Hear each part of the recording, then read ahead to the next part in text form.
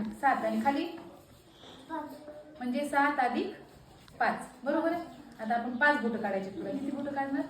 आता मोज बरं 7च्या पुढं.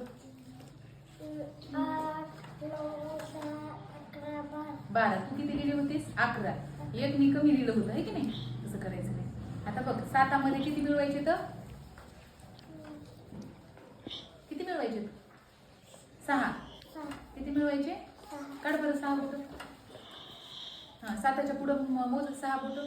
8, 9, 10, 11, 12, 13. मग तू एक आणि कमी लिहिलं 12च लिहिले होतेस बरोबर आहे का? किती आले? 13. किती आले? 13. हां अशाच प्रकारे हे बाकीचे पण गणित करायचे. 7 आणि 7मध्ये किती? 7 मिळवायचे. 7 बोटं काढ आता. 7 बोटं. शाबास. आता मोज 7च्या पुढं 7 बोटं मोज. 8, 9, 10, 11, 12, 13, 14. आणि तू किती लिहिलेस? किती आले उत्तर? 14. आणि तू किती लिहिलेस? 13. किती लिहिलेस?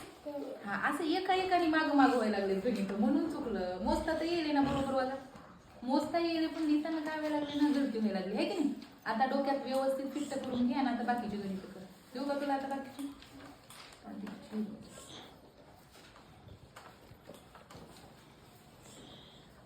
जोडी करून दाखव बरं. पटकन करून दाखवायचे आता. फास्ट मोजून.